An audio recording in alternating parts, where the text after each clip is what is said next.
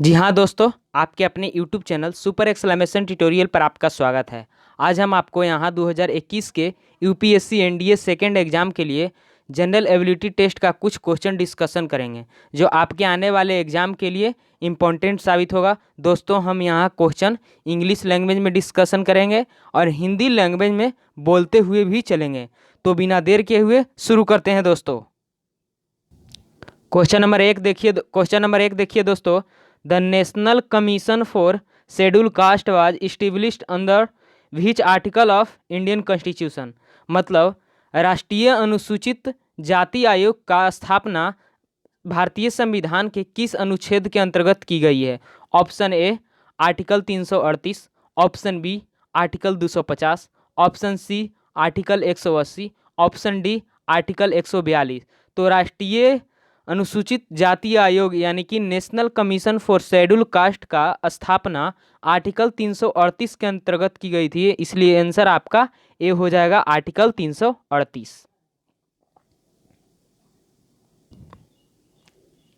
अब question number 2 देखिए दोस्तों। How many tiers are in the panchayati raj system in India. मतलब भारत में पंचायती राज प्रणाली में कितने स्तर की होती है। भारत में पंचायती राज प्रणाली कितने स्तर की होती है। Option A 1 tier, option B 2 tier, option C 3 tier, option D 4 tier. तो भारत में पंचायती राज प्रणाली 3 स्तरीय है, इसीलिए आपका आंसर सी हो जाएगा। इसीलिए आपका क्वेश्चन नंबर 2 का आंसर सी होगा। अब क्वेश्चन नंबर 3 देखिए। Who is the ex officio chairman of the national development council. मतलब राष्ट्रीय विकास परिषद का पदेनाध्यक्ष कौन होता है। Option A president of India, option B prime minister of India, option C finance minister of India, option D vice president of India.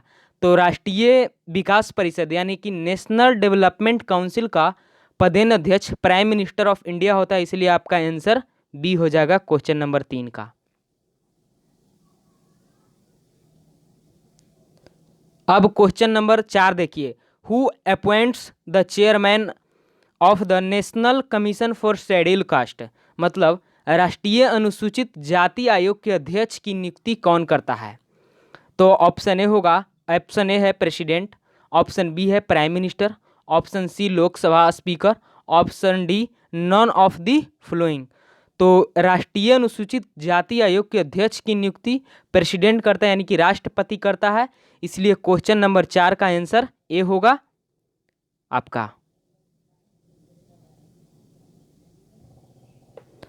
अब क्वेश्चन नंबर 5 देखिए। Which of the following article is related to panchayati raj. मतलब पंचायती राज से कौन सा अनुच्छेद संबंधित है। Option A article 243, option B article 324, option C article 124, option D article 73। तो पंचायती राज से आर्टिकल 243 संबंधित है, इसलिए आपका क्वेश्चन नंबर 5 का आंसर ऑप्शन नंबर ए हो जाएगा।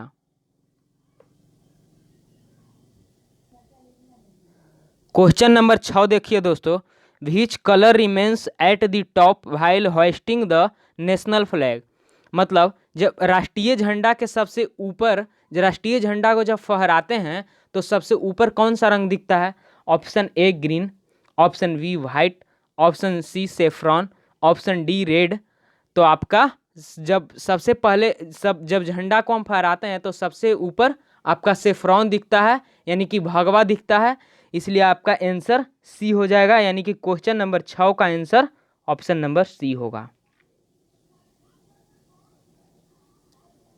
अब क्वेश्चन नंबर 7 देखिए। Who was the first chairman of national development council. इससे पहले एक क्वेश्चन में दोस्तों आपको हमने बताया था कि नेशनल डेवलपमेंट काउंसिल यानी कि राष्ट्रीय विकास परिषद का पदेनाध्यक्ष होता है जो प्रधानमंत्री होता है। तो भारत के पहले प्रधानमंत्री कौन थे। पंडित जवाहरलाल नेहरू।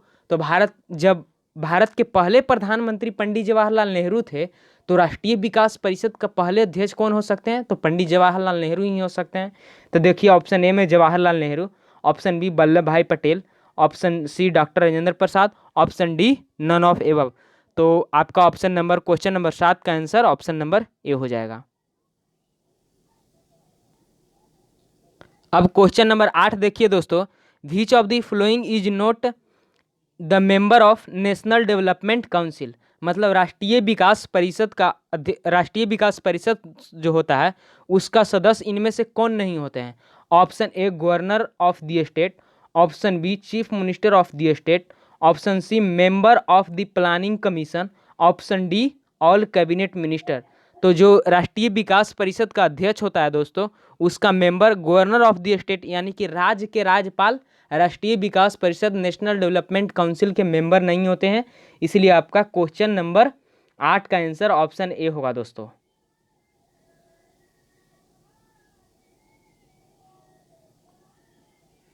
क्वेश्चन नंबर 9 देखिए, where is the headquarter of national human rights commission, यानी कि राष्ट्रीय मानवाधिकार आयोग होता है, उसका हेडक्वार्टर कहाँ है। Option A Delhi, option B Mumbai, option C Ahmedabad, option D Kolkata. जो राष्ट्रीय मानवाधिकार आयोग होता है, भारत के राष्ट्रीय मानवाधिकार आयोग का मुख्यालय न्यू दिल्ली में है। इसलिए क्वेश्चन नंबर 9 का आंसर आपका ए हो जाएगा दोस्तों, यानी कि क्वेश्चन नंबर 9 का आंसर ए।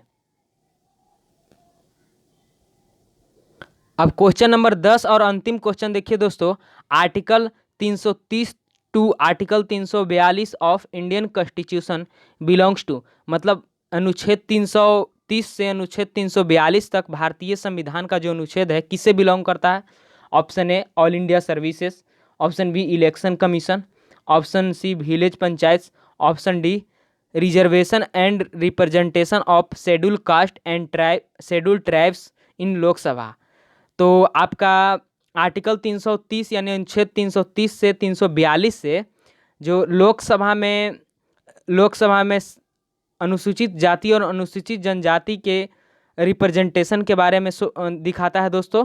तो इसलिए आपका क्वेश्चन नंबर 10 का आंसर ऑप्शन नंबर डी होगा। आप स्क्रीनशॉट सभी क्वेश्चन का ले लीजिएगा दोस्तों। अगर हमारा ये वीडियो बेस्ट लगा हो दोस्तों तो कम से कम 10 लोगों के पास शेयर करिएगा। अगर आप अभी तक आपने हमारे चैनल को सब्सक्राइब नहीं किया है तो सब्सक्राइब कर दीजिएगा। जय हिंद, जय भारत दोस्तों।